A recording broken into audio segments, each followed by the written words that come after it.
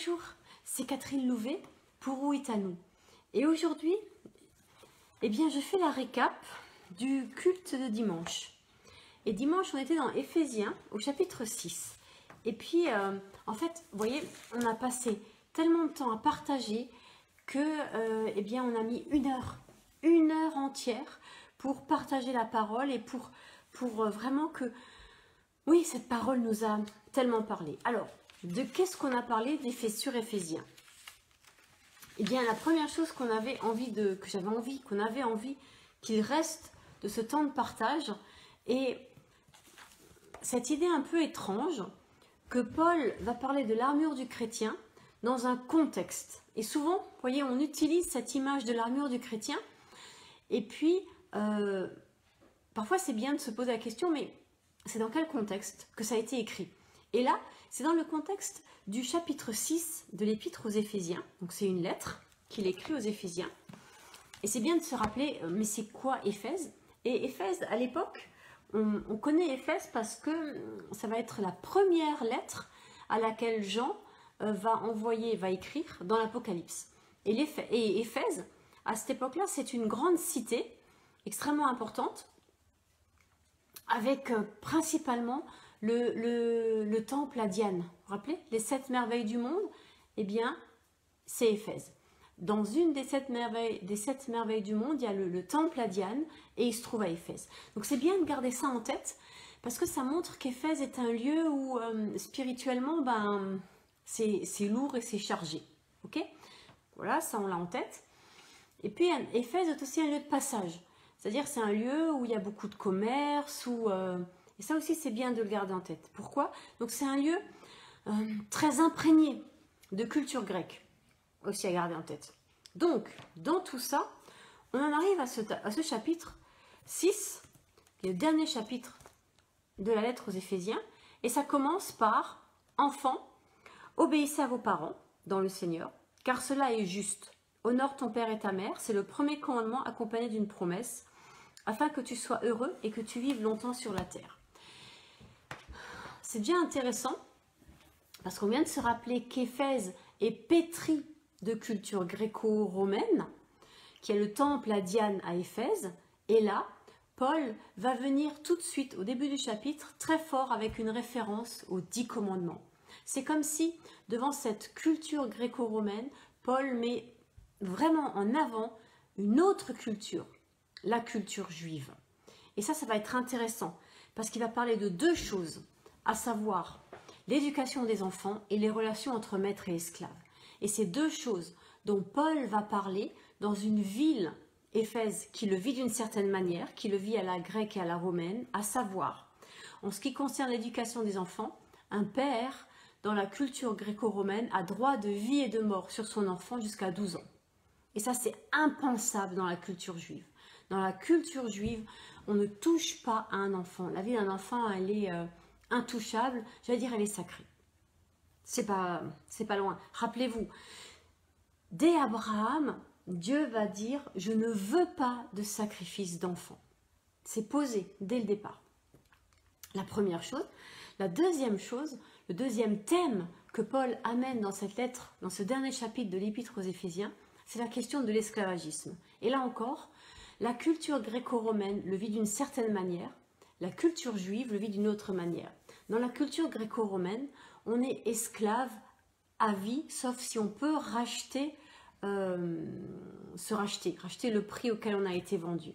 Donc c'est pas quelque chose qui arrive finalement très souvent. Et puis un maître, dans la culture gréco-romaine, a droit de vie et de mort sur son esclave. Il peut le tuer n'importe quand. Vous voyez, il n'y a aucune sécurité, aucune certitude, il n'y a rien du tout. Alors que dans le judaïsme, on ne peut être esclave que 7 ans. Et un maître a des comptes à rendre sur la manière dont il traite ses esclaves. Vous voyez, on ne peut pas tout faire. Vous entendez l'opposition de ces 2 cultures? Donc Paul arrive avec une culture juive dans laquelle il dit un certain nombre de choses et qui s'oppose à la culture gréco-romaine de son époque. Quand il dit « Enfants, obéissez à vos parents », combien de fois, quand on a été enfant, on a entendu cette phrase, mais de nos parents qui nous disent, la Bible dit que tu dois m'obéir. Et très rarement, on entend le pendant, à savoir, parents, n'irritez pas vos enfants, élevez-les. Et ça, c'est le pendant. Hein. Donc, je pense que c'est bien de se rappeler, quand on dit à nos enfants, tu dois m'obéir, que moi, en tant que parent, je ne dois pas l'irriter et je dois l'élever. Mais qu'est-ce que ça veut dire l'élever? On va y venir dans un instant. Qu'est-ce que ça veut dire obéissez à vos parents? Et qu'est-ce que le texte dit? Là aussi, c'est intéressant que Paul dit aux enfants obéissez à vos parents et qu'il rajoute ce fameux commandement qu'on connaît tous dans les 10 paroles. Hein. Je rappelle que 10 commandements, ça veut dire 10 paroles. Honore ton père et ta mère, c'est le premier commandement accompagné d'une promesse afin que tu sois heureux et que tu vives longtemps sur la terre. Honore, on sait tous ce que ça veut dire. Sauf que, en hébreu, ça ne veut pas dire ça. En hébreu, nous, on pense qu'honorer ses parents, ça veut dire les respecter, ça veut dire ne pas leur répondre, ne pas mal parler, etc. etc. Mais ce n'est pas ce que dit l'hébreu. L'hébreu dit pèse tes parents. Pèse leurs mots, pèse leurs paroles, pèse leur éducation. Qu'est-ce qui est bon, qu'est-ce qui est pas bon? Qu'est-ce que tu gardes, qu'est-ce que tu gardes pas? Vous voyez, il y a tout ce travail que la Bible invite les enfants à faire pour que tu sois heureux et que tu vives longtemps sur la terre. Vous voyez comme ça colore autrement? Donc, imaginons, je suis un enfant et j'ai été battu dans mon enfance. Dieu ne me dit pas d'honorer mon bourreau. Dieu me dit de peser ce qu'il a fait. Est-ce que c'est quelque chose que je veux garder? Est-ce que c'est quelque chose qui a du poids? Est-ce que c'est quelque chose qui m'écrase? Vous voyez? Est-ce que ça m'écrase? Et est-ce que c'est pas quelque chose dont j'ai à me débarrasser pour me tenir droit? Et vous verrez tout à l'heure dans le texte, le fait de se tenir droit, ça va revenir concernant l'armure. Tiens-toi droit. Donc voilà, mes parents, eh ben, ils ont peut-être mis un joug sur mes épaules, entre leurs paroles parfois, oh mais toi t'es qu'un idiot, oh t'as encore échoué en maths, vous voyez ce genre de propos qui nous enfoncent. Et là, c'est comme s'ils lui disaient mais pèse, et si c'est trop lourd, eh ben on le jette, mais où? À la croix. Seigneur, cette parole de mes parents est trop lourde. Cette parole, mes parents m'ont condamné. Cette parole, mes parents m'ont abandonné, m'ont rejeté. Voilà, toutes ces choses, je m'en débarrasse devant toi. Et toi, Seigneur, toi qui me connaissais déjà dans le ventre de ma mère, toi qui connais le nombre de mes cheveux, est-ce que tu m'aimes? Est-ce que je compte à tes yeux? Vous voyez? C'est ça, honorer ses parents, c'est peser.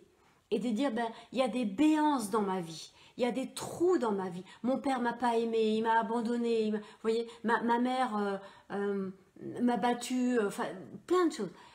Seigneur, est-ce que toi tu m'aimes? Est-ce que toi tu vas combler ça dans ma vie? Et la réponse du Seigneur, elle va, je crois que parfois Jésus il fait simplement ça. Et il dit, rappelle-toi, les clous dans mes mains, j'ai payé pour ça. J'ai payé pour toi. Oui, bien sûr, je t'aime. Bien sûr, tu as ce prix à mes yeux. J'ai tout donné pour toi. Vous sentez la paix qui vient? Simplement dire merci Seigneur. Tu m'aimes. Ma vie a du prix à tes yeux. Je suis précieux, précieuse pour toi. Tu as donné ta vie pour moi. Et tout d'un coup, tout ce poids s'en va. Et on n'a même pas besoin de régler nos comptes avec nos parents. C'est fini. C'est fini. Vous voyez, c'est ça. C'est ça, honorer ses parents. Et oui, ça rend heureux. Clairement, ça rend heureux. Quand on a ce poids qui s'enlève de nos épaules, ah, clairement, on est heureux. Oui, ça vous tente? Allez-y, n'hésitez pas. Et vous savez, enfants, obéissez à vos parents, ce que ça veut dire en grec? Parce que quand même, hein, c'est pas piquer des vers.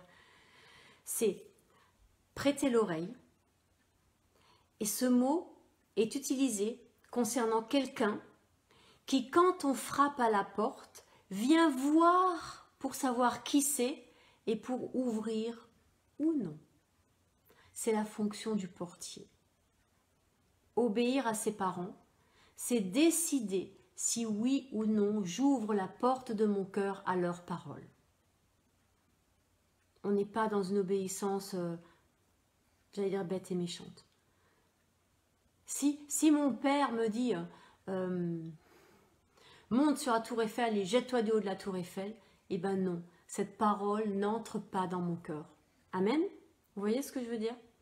Par contre, si mon père me dit je te bénis, va, vis et deviens ma fille, oui, cette parole-là, je la laisse entrer dans mon cœur. Ça veut dire que entre la parole de mon père ou de ma mère et mon cœur, il y a un filtre. Quel est ce filtre? La parole de Dieu, l'amour de Dieu, manifesté en Jésus-Christ et qui nous remplit par le Saint-Esprit. Voilà le filtre. Et il y a parfois un nombre de choses qu'il va falloir simplement jeter. Donc déjà, rien que dans ce premier verset, vous imaginez hier le temps qu'on y a passé pour simplement se dire, même les uns aux autres, parce que c'était tellement encourageant. Vous savez, parce qu'on est en famille. Donc moi, j'ai ma fille. Les autres mamans ont leurs enfants. Et de pouvoir dire à nos enfants, mais oui, dans mes paroles, il y a des choses que tu dois filtrer. Et ma fille, elle a la capacité, parce qu'elle est élevée comme ça depuis qu'elle est née, hein, de me dire, maman, mais ce que tu dis, c'est pas juste, tu me compares à un tel, tu as toujours dit qu'il ne faut pas comparer. Et parce que je suis faillible, et que donc des fois je dis, oh mais tu pourrais pas faire comme machin, et elle dit, ouais maman, je suis pas comme machin. Oui, elle réagit. Et je dis, oui, tu as raison Aïlette, tu as raison ma chérie, pardon. Vous voyez? Et donc elle laisse pas rentrer cette parole dans son cœur, et elle a raison. Voilà. Ensuite, il y a le deuxième versant. Parents, élevez vos enfants, corrigez-les et instruisez-les. Déjà, il y a 3 verbes. Donc, vous voyez, hein, ça commence bien. Il y a élevez-les. Alors là, c'est intéressant. Parce que là, on sent encore qu'on est à Éphèse et qu'on est dans le monde gréco-romain. Élevez-les, vous savez ce que ça veut dire? Simplement. Alors, c'est basique de chez basique. C'est ton enfant, tu commences par le nourrir. Donne-lui à manger. C'est assez incroyable de penser qu'il y a des gens à qui il faille dire « Est-ce que tu es au courant que ton enfant il a besoin de manger ?» C'est fou, hein? Eh bien, à l'époque de Paul, il y a des gens à qui il fallait rappeler qu'un enfant, ça mange. Et que si on veut qu'il arrive à l'âge adulte, eh bien, ça va être indispensable de le nourrir. C'est très juif, c'est très hébreu ça. Vous savez pourquoi? Parce que c'est matériel, parce que c'est concret. Et les juifs sont extrêmement concrets. Donc, nourris-le. Mais du coup, dans le judaïsme, cette question de la nourriture matérielle, la nourriture physique, tout de suite, il y a une connexion qui se fait avec nourris-le aussi spirituellement. Et le verbe suivant, corriger, bien sûr, il y a l'idée de correction, de châtiment. Et puis, bien des parents ont envie de s'arrêter à cette partie-là, parfois, hein, surtout, on va dire, à l'époque de Paul, puisque apparemment, Paul, il sait de quoi il parle, il vit dans ce monde-là. Aujourd'hui, en France, on n'a plus le droit de battre des enfants, mais il y a des pays dont les enfants sont battus comme plâtre. C'est de la chair à travailler dans les mines ou à faire je sais pas quoi. Donc, il y a des gens qui se saisissent de cette parole pour se dire « Ouais, c'est écrit dans la Bible, on peut corriger nos enfants » et ils se mettent à les battre. Allons un peu plus loin, parce que le sens premier du mot « corriger », c'est de donner à un enfant toute formation et éducation relative à la culture de l'esprit et à la morale. On est dans autre chose, hein. On est dans autre chose que les coups de bâton, hein. C'est-à-dire qu'on doit amener à l'enfant toute formation, toute éducation qui lui permet d'avoir une culture de l'esprit et de la morale. Les outils sont les ordres, les remontrances, les réprimandes, la punition. Mais c'est de la formation. C'est premièrement de la formation. Et s'il faut faire des remontrances, s'il faut faire des réprimandes, s'il faut donner des ordres et s'il faut punir, ce verbe-là vient en dernier, enfin ce mot c'est pas un verbe, vient en dernier, eh bien on peut aller jusqu'à là. Mais en attendant, il n'y a pas de coup de bâton. Donc on ne frappe pas un enfant. Même si au début on est tenté, on ne frappe pas un enfant. On lui donne une formation. On le forme. Et c'est bien l'idée du vase et du potier, vous voyez. On forme un enfant pour qu'il puisse devenir encore une fois un adulte qui a de l'esprit, de l'intelligence et de la morale. C'est-à-dire des règles de vie, des règles d'hygiène. Et là, on en vient à l'hygiène. Elle inclut également donc la formation, l'entraînement et les soins du corps. En tant que parents, on doit apprendre à nos enfants à prendre soin du corps. Qu'est-ce que ça veut dire? Va te laver les dents. C'est un soin du corps. Va prendre ta douche.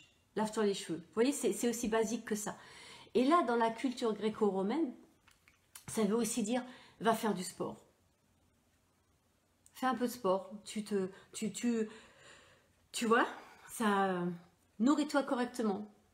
On ne veut pas des obèses. Vous voyez, c'est avoir un corps sain dans un esprit sain. C'est toute cette culture du corps, d'un corps qui soit fonctionnel, qui soit musclé, des muscles toniques. On ne va pas en faire des bodybuilders là où ils n'arrivent plus à mettre leurs bras comme ça tellement ils ont de muscles. Mais voilà, un corps sain. Les soins du corps. Mais c'est aussi, prends ta douche, lave-toi, c'est tout ça. Dans ce verbe-là de corriger, donc d'éduquer, d'élever, enfin qui prend toutes ces couleurs en grec, eh bien il y a un versant pour l'adulte. Et ça c'est intéressant. Tout ce qui, chez l'adulte, cultive aussi l'âme, particulièrement en corrigeant les fautes et en freinant les passions. Alors ça c'est incroyable. Ça veut dire que dans ce mot-là en grec, on prend en compte l'enfant, en parlant aux parents que nous sommes, en nous disant, voilà comment tu vas élever ton enfant pour qu'il devienne une belle personne, corps, âme et esprit. Et puis, c'est comme si le texte, c'est comme si Dieu, finalement, disait, mais peut-être que dans ta vie à toi en tant qu'adulte, il y a des choses qui ont été ratées, des choses qui ont été faites de travers, des choses que tes parents ont loupées. Et c'est comme si le texte disait là, c'est pas grave, ça se rattrape. Il y a de l'espoir. Et vous savez, hier, c'était très drôle de pouvoir dire à nos enfants, les choses que j'ai ratées, ma chérie, pardon, mais il y a de l'espoir. Au-delà du pardon, il y a de l'espoir. C'est rattrapable, c'est corrigeable, c'est pas raté pour toujours. Et ça veut dire que nous, en tant que parents, eh ben, ça enlève de la pression. Je n'ai pas à être le parent parfait. Je fais ce que je peux. Je ne vais pas non plus me dire, ah ben c'est bon, pas de pression. Non. Vous voyez, c'est l'équilibre. Mais là, merci Seigneur, parce que tu vas être là pour rattraper. Et pardon, mais apprends-moi. Vous voyez, toute cette dimension où on est en travail en même temps que nos enfants. Tout ce qui, chez l'adulte, a besoin d'être corrigé, les fautes. Seigneur, corrige mes fautes. Freine mes passions. C'est quoi mes passions? C'est quand je m'emporte, c'est quand je m'énerve, c'est quand tout devient une montagne et c'est la crise et c'est... Du calme. Du calme. La paix de Jésus, tu te rappelles? C'est là dans l'épreuve. Quand l'épreuve arrive, chut, chut, mon âme, calme-toi. C'est concret. C'est concret. Tu te calmes. Tu te calmes. Vous voyez, c'est ce dialogue intérieur qu'on a avec notre âme qui a été mal élevé, qui est mal élevé parce que dans l'enfance, on a eu des carences, on a manqué de choses, parce que nos parents n'ont pas entendu ce genre de discours, et donc ils ont fait des choses de travers. Mais nous, on peut dire, oh, stop. Stop. Et puis le dernier mot qui va renforcer la chose, c'est l'instruction, l'avertissement, les remontrances et l'exhortation. Vous voyez, il y a chaque fois les trois dimensions. On commence par instruire, puis on avertit, puis on fait des remontrances et l'exhortation qui est chaque fois plus fort, c'est graduel. Donc vous voyez l'idée, c'est l'importance de la parole. Enseigner, c'est parler. C'est essayer d'expliquer d'une manière, puis d'une autre manière, pour essayer de faire comprendre les choses.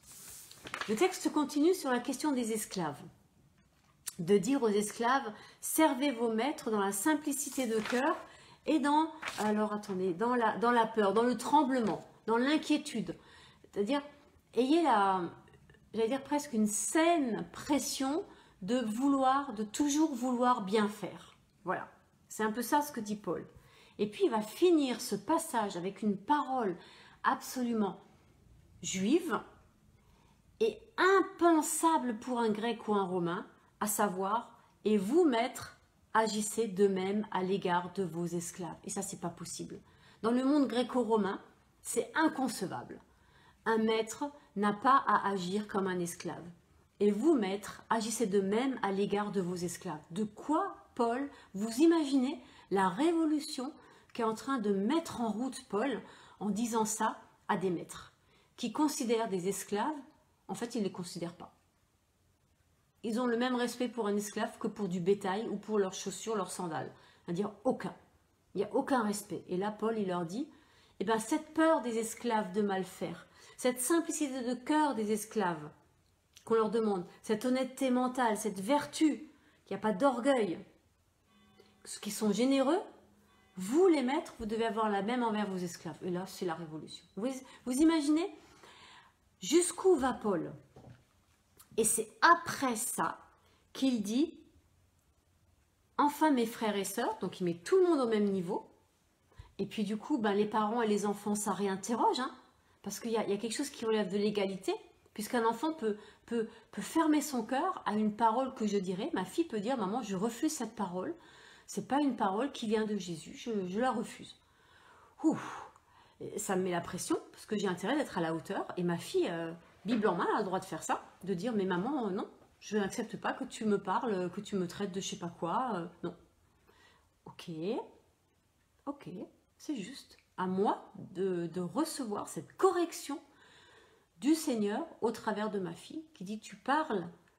Parce que si je dis un truc pas bien à ma fille, le Seigneur me reprend en me disant, c'est à mon enfant que tu parles mal, mais tu crois que tu es qui?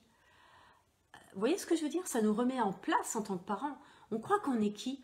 On a des enfants qui nous étaient confiés par l'Éternel et qui sont d'abord ses enfants à lui, avant d'être les nôtres.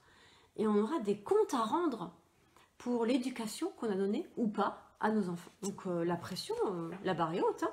On élève les enfants de Dieu. Il faut bien réfléchir là. En même temps, le Seigneur est avec nous. Il nous accompagne, il prend soin de nous, et il nous conduit, il nous inspire. C'est là où on se rend compte qu'on a vraiment besoin de Dieu dans l'éducation de nos enfants. Et c'est là où Paul va mettre l'histoire de l'armure en disant, « Enfin mes frères et sœurs, fortifiez-vous dans le Seigneur et dans sa force toute puissante. Revêtez-vous de toutes les armes de Dieu. » Et là, on est dans l'armure. Vous voyez l'idée? Oui, il faut l'armure. Mais l'armure, tout d'un coup, elle ne sert pas à combattre je ne sais pas qui, je ne sais pas où. Elle sert à ce que, moi en tant que parent, je puisse entendre cette parole de mon enfant. Elle sert à ce que moi en tant que maître, je puisse entendre cette parole de mon esclave. Alors, vous allez me dire, non mais aujourd'hui il n'y a plus d'esclaves. L'esclavagisme a été aboli, et par un Alsacien de surcroît.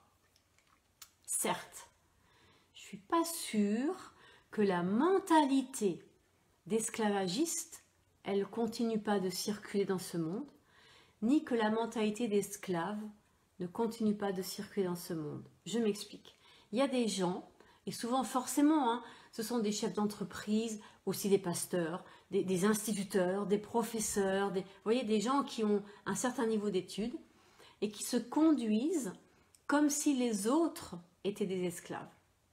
Imaginez que dans toutes les couches de la société, on mette en place cette attitude de cœur que préconise Paul et que eh bien, le professeur, l'instituteur, le prof de fac soit au service véritablement de ses élèves. Et j'allais dire jusqu'à leur laver les pieds. Vous voyez?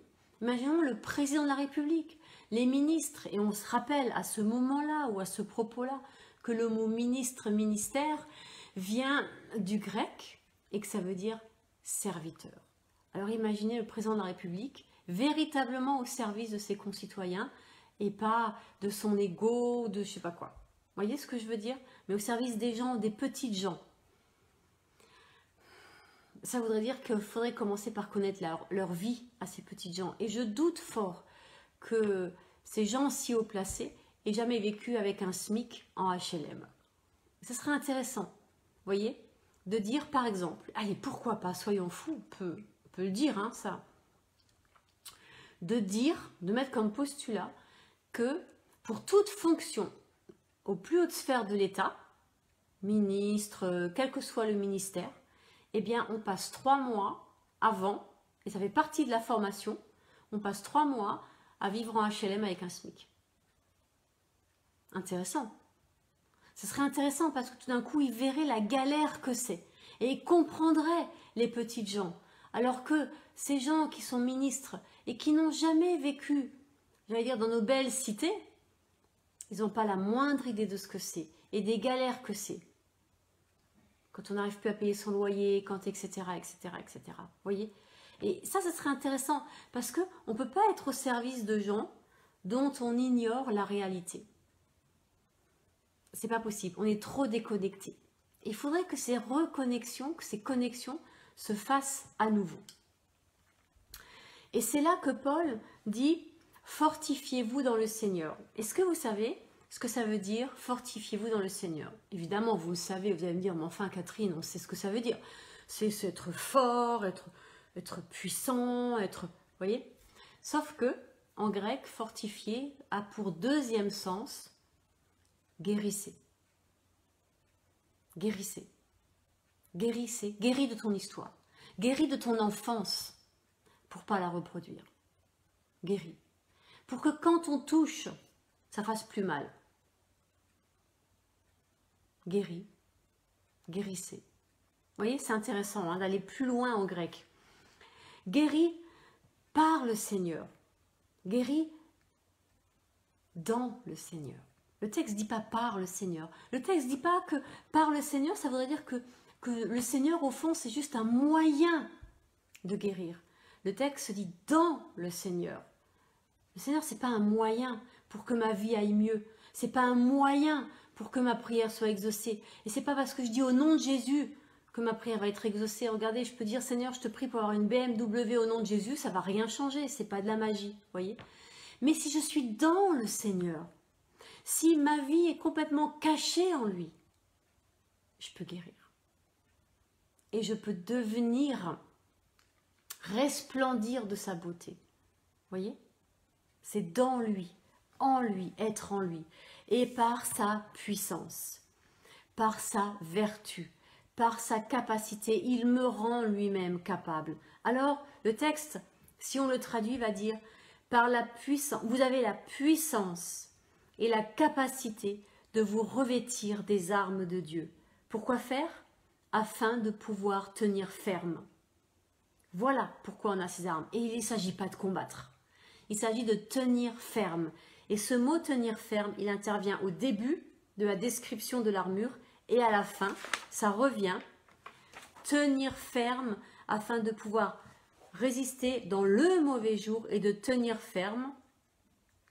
Et vous savez ce que ça dit là, tenir ferme? La même chose, c'est la même traduction, c'est ayez une colonne vertébrale. Tiens-toi droite. Oui, c'est quand même autre chose que quand je suis avachie. C'est vrai, maintenant que je vois la différence sur l'écran, c'est affreux. Tiens-toi droite. Tiens-toi droit. Tiens-toi droit. Et ça vous rappelle quoi? Ça renvoie à un verset, à une image, à une idée qui vient du Premier Testament. Nous sommes des colonnes dans le temple de l'Éternel. On est là pour tenir droit, pour supporter sa présence, pour porter sa présence. Et c'est toute la beauté des femmes africaines qui se tiennent tellement droit pour porter le poids des vases d'eau qu'elles portent. Mais nous, on porte quoi? Le poids de la présence, de la gloire de l'Éternel. Et c'est lourd. C'est lourd dans, vous voyez, de symbolique. Je suis. Ça, c'est important. Ayez une colonne vertébrale. Tiens-toi droite. Tenez ferme. Tenez ferme contre les ruses du diable. Et le grec est précis, il dit contre les moyens de séduction. Lui, il va venir comme ça, vous voyez, oh, tu sais, tu pourrais... Non, stop, tais-toi. En hébreu, on dit sheket, c'est-à-dire silence, sheket. Sheket, tais-toi. Car nous n'avons pas à lutter. La lutte, dans le grec, c'est très important de savoir ce que ça veut dire. C'est un combat dans lequel chacun essaie de désarçonner l'adversaire, de le faire tomber, de le désarçonner, de le faire tomber au sol, en lui mettant la main sur le cou, comme ça là. C'est un combat à la vie, à la mort. C'est pas un jeu. Le diable, il n'est pas là pour faire semblant. Il se bat et il en veut à notre vie. Mais notre vie, elle est cachée dans les mains de l'Éternel. Rappelez-vous, vous êtes dans, fortifiez-vous dans le Seigneur. Guérissez dans le Seigneur. Et si je suis guérie, eh bien, le diable, il ne peut rien contre moi. Quand est-ce que je peux attraper une infection? Quand j'ai une ouverture, quand j'ai une... Comment on appelle ça? Ah zut, ça m'échappe. C'est pas une écharde, c'est une éraflure, par exemple, et qu'elle n'est pas désinfectée, ça s'infecte, et là, les microbes y rentrent. Eh bien, c'est pareil avec mon cœur. Quand une parole méchante vient, une flèche enflammée du malin, paf, je la reçois en plein cœur. Par exemple, t'es idiote, t'es bête, je sais pas quoi, tu vaux rien. Et d'abord, ça veut dire que j'ai pas mon armure. Et ça vient. Et alors, ça s'infecte. Comment? Ben ouais, finalement, tu vois, t'as raison, elle a raison, vraiment, tu vaux rien. Et puis, on rumine et on veut dire non, je brise cette parole au nom de Jésus. Je suis pas bête, je suis pas idiote. Le Seigneur a fait de moi une créature merveilleuse. Il m'a donné une intelligence et c'est ça que je proclame. Vous voyez la différence? Je ne laisse pas ces pensées empoisonner mon esprit. Parce que c'est dans l'esprit, dans l'intelligence que ça se joue. Le casque du salut, les pensées, les pensées. Donc, nous n'avons pas à lutter contre les dominations, les autorités et les princes. Pourquoi on n'a pas à lutter? Parce que chéquette, silence, je ne parle pas, je ne réponds pas à ça. Je n'entre pas dans ce combat. Pourquoi? Mais parce que le combat a déjà eu lieu. C'est Jésus à la croix qui a dépouillé ces autorités, ces dominations de tout leur pouvoir. Et ma part de croyant, c'est de le rappeler et de le vivre. Vous voyez, que ce soit en moi. Et ça fait que je me tiens droit. Pourquoi? Et parce qu'il y a une croix dessinée en moi. Voilà, comme ça. Et elle me tient debout, connectée au Père et connectée de la juste manière avec mes frères et sœurs en humanité, d'où qu'ils viennent. Vous voyez? Position, position, il n'y a rien à rajouter. On n'a pas à lutter. Le combat est remporté.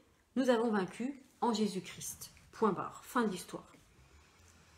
Donc, domination, c'est celui qui est au commencement à l'origine, hein, qui commence le combat. Les autorités, c'est la capacité, ils ont le pouvoir, pas de la puissance. Notez bien la différence entre le pouvoir et la puissance. La puissance, c'est le grec dynamis. Là, l'autorité, c'est exousia, c'est pas pareil. Et dynamis, c'est situé du côté de la résurrection, de la vie de Jésus. Donc moi, j'ai la résurrection, j'ai la puissance. Lui, il a le pouvoir.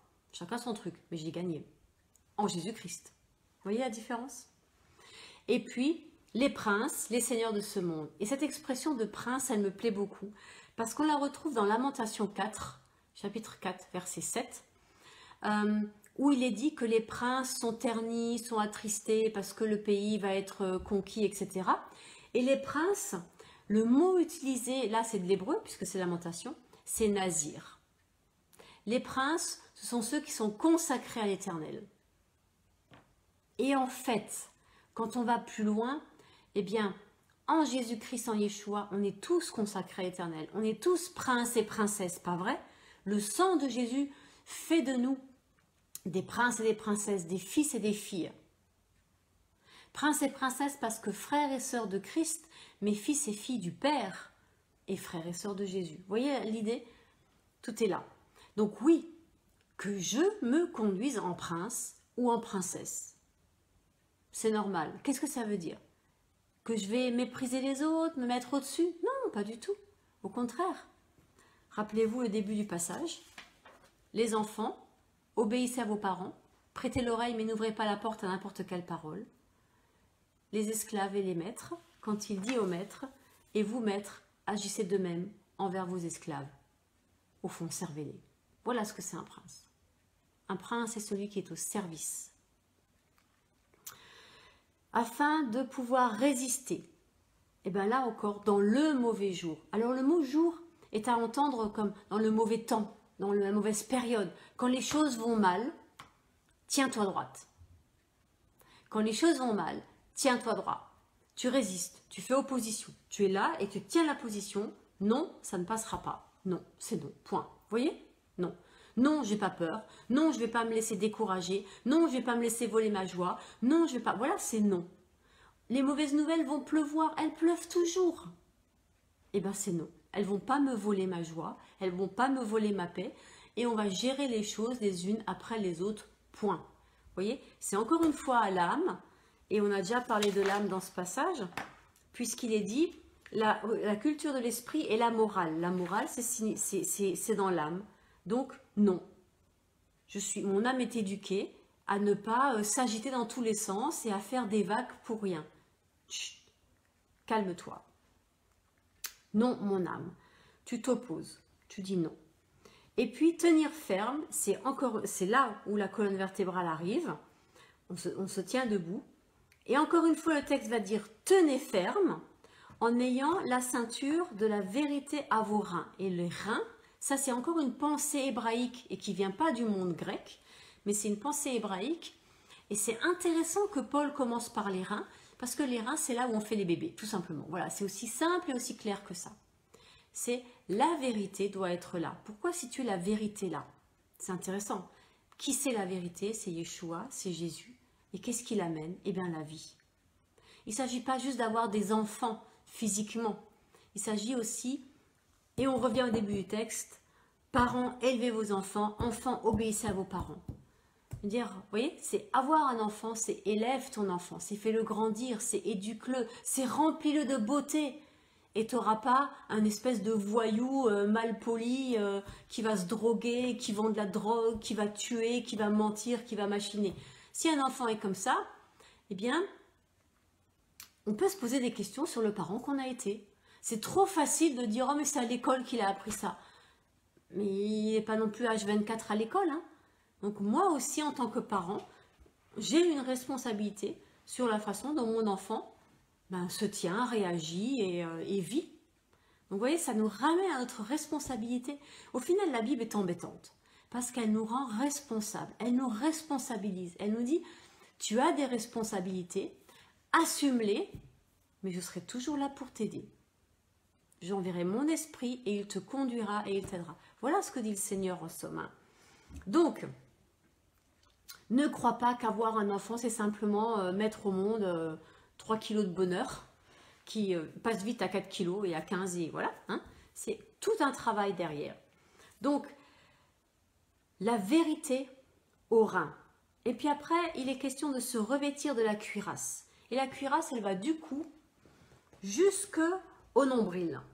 Donc, vous voyez, on couvre bien depuis en bas jusqu'en haut. Hein. Et là, c'est tous les organes vitaux qui sont protégés. Le cœur, les poumons, l'estomac. Et vous entendez derrière tout ce qui va déjà?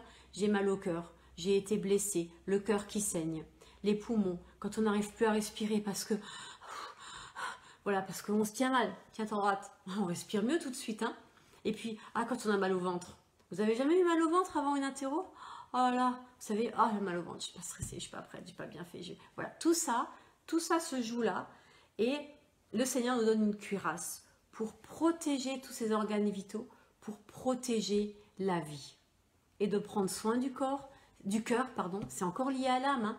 Mais on a un deuxième cœur, vous le savez, c'est que l'estomac est aussi le lieu des émotions. Quand on a mal au ventre parce qu'on a une interro, c'est bien qu'il y a quelque chose qui se passe avec l'estomac. Vous voyez comme c'est connecté, l'âme et le cœur, les émotions et le corps.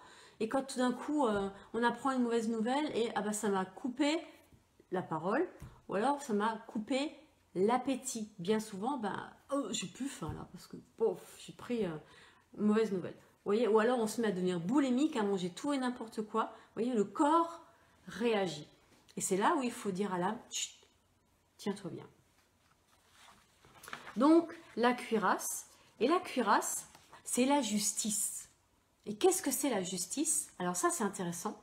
Parce que la justice, c'est celui qui est comme il doit être. C'est spirituel. Qui es-tu? Est-ce que vous avez déjà posé cette question à un enfant? Qui es-tu? Et bien souvent, que ce soit un enfant ou un adolescent, mais c'est plus intéressant de la poser à l'adolescence pour dire à l'adolescent, réponds à cette question. Le but de ta vie, c'est de trouver la réponse à cette question. Qui es-tu? Et à partir du moment où cette justice, on est bien positionné, on sait qui on est, c'est pas que les ennuis vont plus arriver, bien sûr, ils continuent d'arriver, mais je les affronte les uns après les autres, calmement, paisiblement, parce que ça s'appelle la vie, et c'est un combat. Vous voyez ce que je veux dire? Qui es-tu? Qui êtes-vous? Répondez à cette question. Qui êtes-vous? Et la réponse, elle est toute facile, hein, on la connaît. C'est Jésus qui la donne et qui dit « Je suis qui je suis ». Cette fameuse phrase que Dieu va dire à Moïse au buisson ardent. Quand Moïse leur dit « Mais qui tu es? Qu'est-ce que je leur dis ?» Réponds-leur, dis-leur que je suis Je suis qui je suis, t'as envoyé. Mais je suis, c'est qui? Cette assurance de savoir qui je suis. Et je suis juste moi. Et d'être en paix avec ce moi, avec mon caractère, avec mes idées, mes envies, vous voyez, mes rêves, mes passions, et bien ça fait que tout s'apaise dans ma vie et que je peux affronter des difficultés qui arrivent toujours, promis juré, mais pas cracher.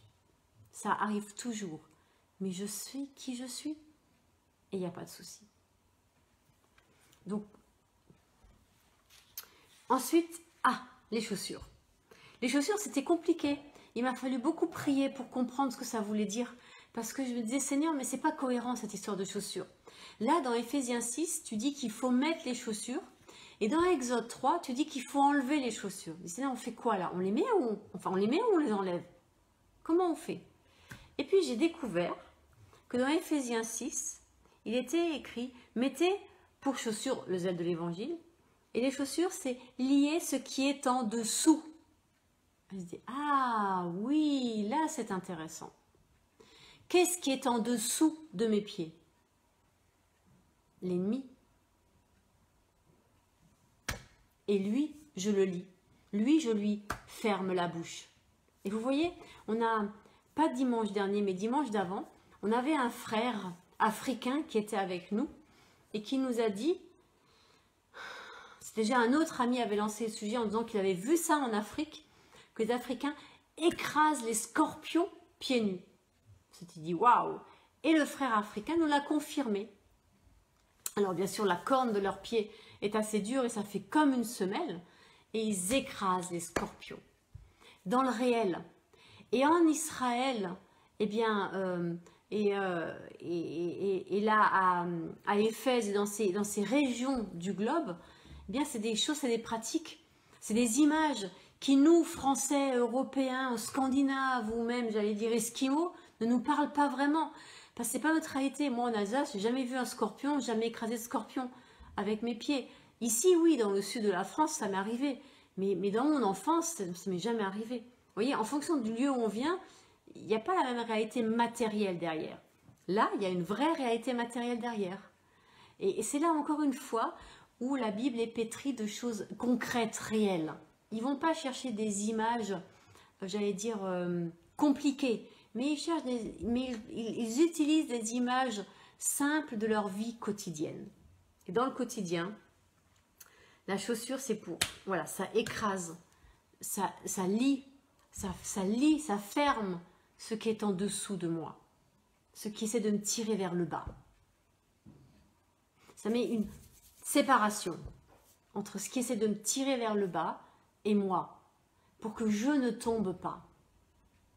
Seigneur, que le zèle de ton évangile soit cette séparation entre moi et ce qui veut me tirer vers le bas, ce qui veut me réduire à néant, ce qui veut, comment c'était dit avant, vous vous rappelez? Avant, je tourne ma page, c'était là, un combat dans lequel chacun essaie de désarçonner l'adversaire au sol en lui mettant la main sur le cou. Et là, le zèle de l'évangile, qu'est-ce qui me protège de ça? Le zèle de l'évangile. Voilà, c'est la parole. C'est la parole. C'est la parole.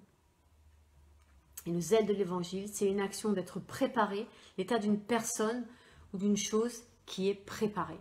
Je suis préparée à ce combat parce que je suis nourrie, je suis remplie de cette parole. Et Jésus, à la tentation dans le désert, était rempli de la parole et c'est pour ça, c'est grâce à ça, c'est comme ça qu'il a pu résister au diable.